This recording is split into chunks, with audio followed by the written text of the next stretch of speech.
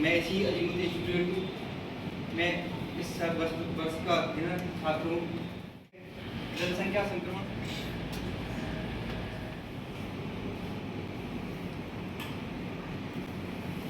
ने इसकी प्रतिपादन की।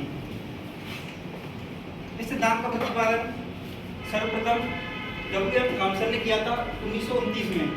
उसके बाद F.W. नोटेस्टीन ने इस सिद्धांत का प्रतिपादन 1945 में किया था और C.P. ब्लेकर ने इस सिद्धांत का प्रतिपादन 1952 में किया था।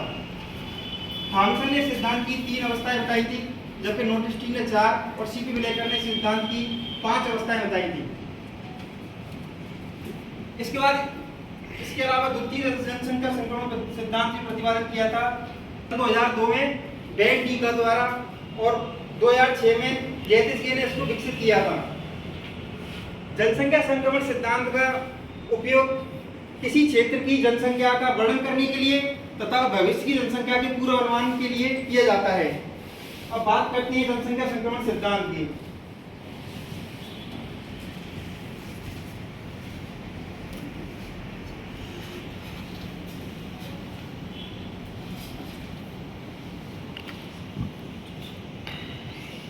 यानी बात करें तो इस सिद्धांत के अनुसार जैसे ही कोई समाज ग्रामीण, खेतीहर और अशिक्षित अवस्था से परिवर्तन करके नगरीय, औद्योगिक और शिक्षित अवस्था में परिवर्तन करता है, उसी के साथ साथ उस क्षेत्र की जनसंख्या उच्च जन्म दर और उच्च मृत्यु दर से निम्न जन्म दर और निम्न मृत्यु दर में परिवर्तित होती है। यह परिवर्तन अवस्थाओं में घटित होते हैं, जिन्हें सामूहिक रूप से जनांगीय चक्र के रूप में जाना जाता है। इस सिद्धांत को एक मॉडल के द्वारा समझ सकते हैं।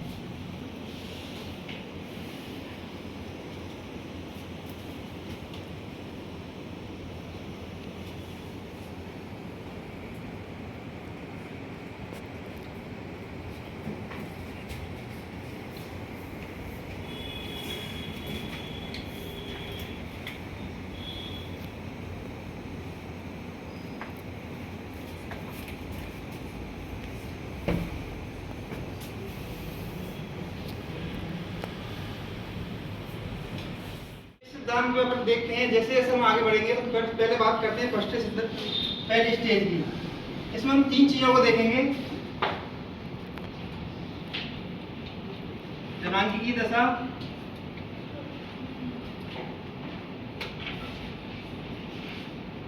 आर्थिक दशा और सामाजिक दशा।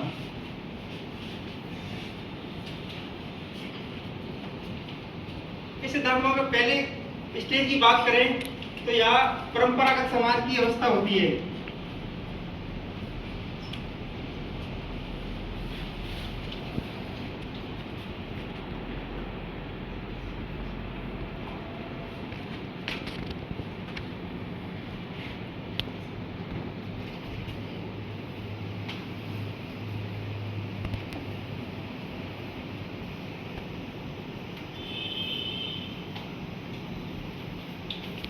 पहली अवस्था में जनांगीय दशा की बात करें तो यहाँ मतलब इसमें उच्च जन्म दर और उच्च मृत्यु दर पाई जाती है।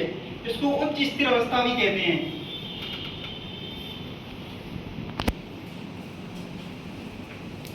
जिसमें बाल वर्ग का परसेंट अधिक पाया जाता है। और इसकी पिरामिड की बात करें तो ये पिरामिड विस्तार पिरामिड होता है, जिसका आधार चौड़ा होता है और शीर्ष संकीर्ण होता है, जो उच्च जन्म दर और उच्च मृत्यु दर की अवस्था को दर्शाता है।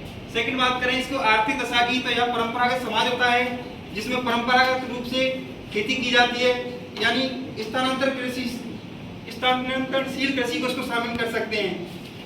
उत्पादकता का स्तर यहाँ पर बहुत निम्न होता है। नगरीकरण और औद्योगिकरण भी यहाँ पर निम्न पाया जाता है।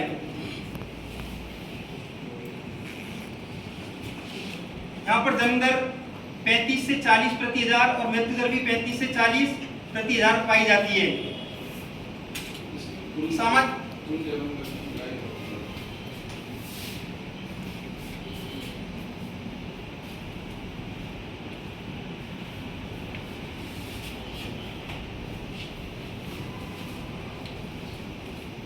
सामाजिक दशा की बात करें तो ये अल्प विकसित समाज होता है।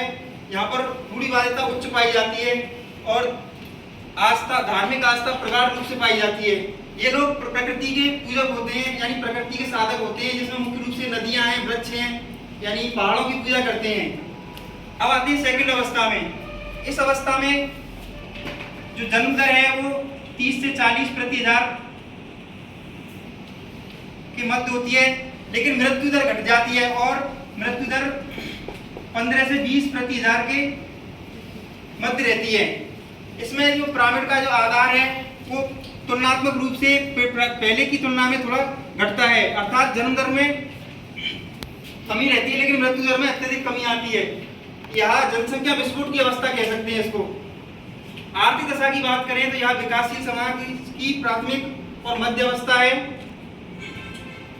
और यहाँ पर निर्वाह कृषि की जाती है। सामाजिक दशा की बात करें तो यहाँ अभी भी रीति रिवाज और परंपराएं अभी भी समाज में बनी हुई हैं और परिवार का स्थान, परिवार में संयुक्त परिवार प्रथा मौजूद है। सामाजिक दशा की बात करें तो रीति रिवाज परंपराएं अभी भी मौजूद हैं, धर्म का स्थान उच्च है। फिर आते हैं तीसरी स्टेज पे। इसमें जन्म दर 15 से 20 प्रति हजार हो जाती है, जबकि मृत्यु दर 5 से 10 प्रति हजार के लगभग हो जाती है। इस अवस्था में आर्थिक क्रियाकलापों की बात करें तो द्वितीय और तृतीय क्रियाकलापों में जनसंख्या का भागीदारी बढ़ती है। नगरीकरण और औद्योगिकरण का स्तर भी इसमें बढ़ता है। सामाजिक की बात करें तो यहाँ पर सामाजिक जो एकल परिवार की तरफ समाज बढ़ता है, यानी परिवार का आकार धीरे धीरे छोटा रहने लगता है तथा नगरों में डे बनाने की प्रथाएं शुरू हो जाती हैं। चौथी अवस्था की बात करें, इसमें जन्म दर 5 से 10 प्रति हजार और मृत्यु दर लगभग 5 प्रति हजार के लगभग हो जाती है। इसका जो पिरामिड का आधार होता है वो भी आधार जो होता है मतलब आधार होता है